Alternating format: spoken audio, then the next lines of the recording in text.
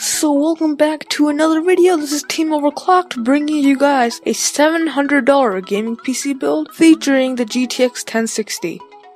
Now this has great price to performance.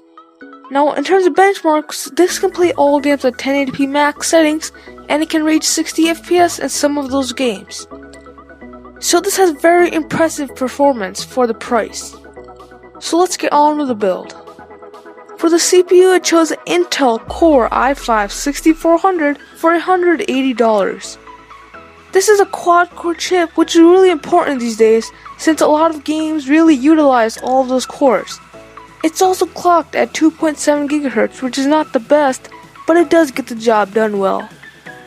For the motherboard, I chose the MSI B150M Pro-VD for $59. This has the B150 chipset, 2 RAM slots, USB 3.0 headers, and 6 SATA 6 gigabit ports.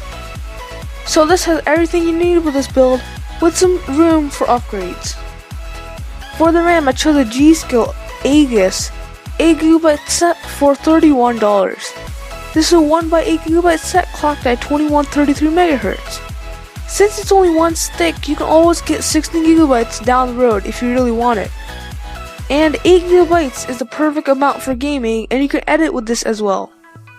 For the hard drive, I chose a 1TB Seagate hybrid drive for $69.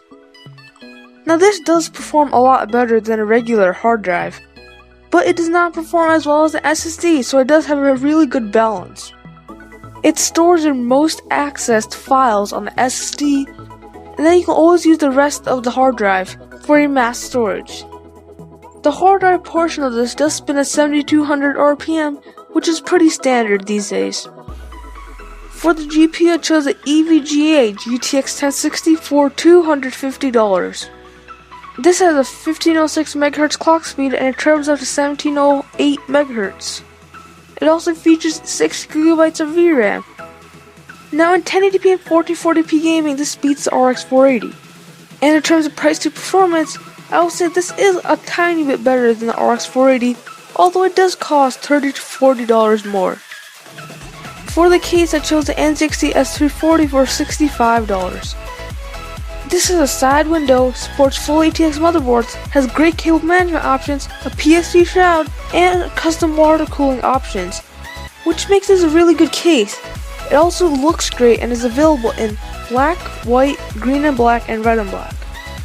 Lastly, for the PSU, I chose EVGA 500B ATX power supply for $42. Now EVGA is known to have reliable power supplies. They also have good capacitors. And this is 80 plus bronze certified, which is really good because that means 85% of the power is going to be going to your power supply at all times. And this build does not really need much more, since GTX 1060 only consumes about 120 watts of power. So that's all for today. If you liked the video, like it. If you hate everything about life, dislike it and subscribe for more, and I'll see you guys in the next one.